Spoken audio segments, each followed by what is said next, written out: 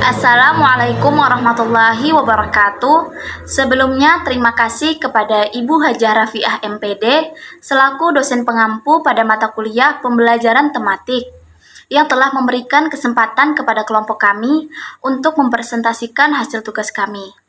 Perkenalkan, kami dari kelompok 1 yang beranggotakan saya sendiri Sinta Agustina sebagai pemateri 1 dan rekan-rekan saya yaitu Tias Agustin Adiati sebagai pemateri 2, Muhammad Zairullah Ansyar sebagai pemateri 3, dan Elisa Susanti sebagai pemateri 4. Kami ingin mempresentasikan materi kami yang berjudul Konsep Dasar dan Karakteristik Pembelajaran Tematik dan Landasan Pembelajaran Tematik.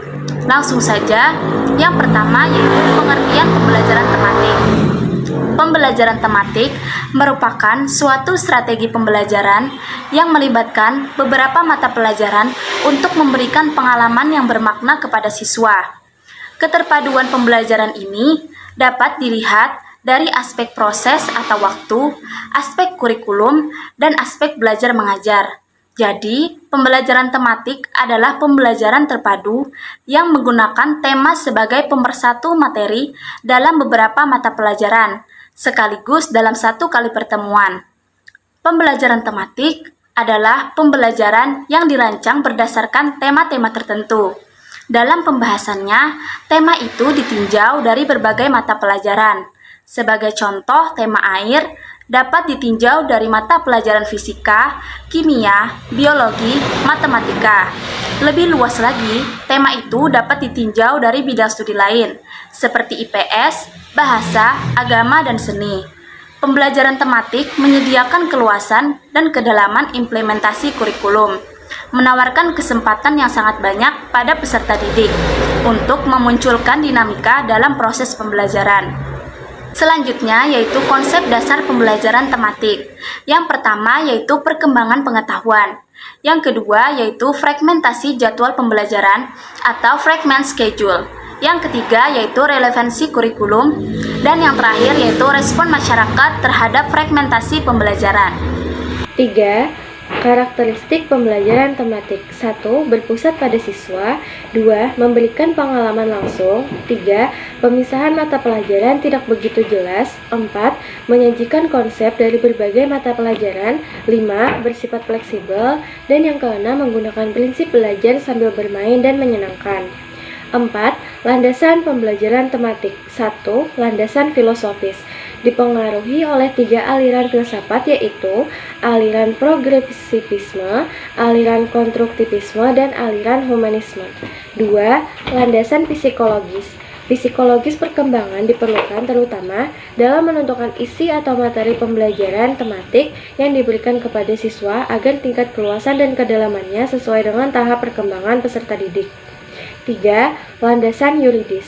Dalam pembelajaran tematik berkaitan dengan berbagai kebijakan atau peraturan yang mendukung pelaksanaan pembelajaran tematik di sekolah dasar.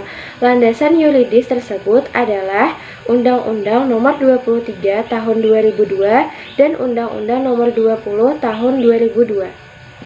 Untuk yang kelima, manfaat pembelajaran tematik.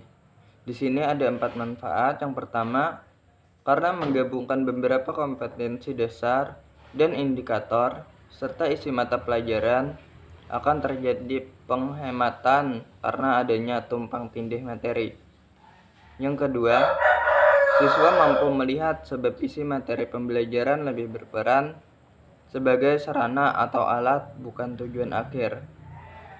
Yang ketiga, pembelajaran menjadi utuh hingga siswa dapat mendapat pengertian mengenai proses dan materi tidak terpecah-pecah. Dan yang keempat, adanya pemandu antara mata pelajaran, maka penguasaan siswa menjadi baik. Yang keenam, yaitu karakteristik pembelajaran tematik. Karakteristik pembelajaran tematik ada 7. Yang pertama, berpusat pada siswa. Yang kedua, memberikan pengalaman langsung. Yang ketiga, pemisahan mata pelajaran tidak begitu jelas. Yang keempat, menyajikan konsep dari berbagai mata pelajaran. Yang kelima, bersifat fleksibel. Yang keenam, hasil pembelajaran sesuai dengan minat dan kebutuhan siswa. Yang ketujuh, menggunakan prinsip belajar sambil bermain dan menyenangkan. Yang ketujuh, latar belakang pembelajaran tematik. Peserta didik yang berada pada sekolah dasar kelas 1, 2, dan 3 berada pada rentan usia dini. Pada usia tersebut, seluruh aspek perkembangan kecerdasan seperti IQ, EQ, dan SQ tumbuh dan berkembang sangat luar biasa. Pada umumnya, tingkat perkembangan masih melihat segala sesuatu sebagai suatu keutuhan atau holistik, serta mampu memahami hubungan antara konsep secara sederhana. Proses pembelajaran masih bergantung pada objek-objek konkret dan pengalaman yang dialami secara langsung. Pembelajaran yang menyajikan mata pelajaran secara terpisah dinilai kurang mengembangkan anak untuk berpikir holistik dan membuat kesulitan bagi peserta didik.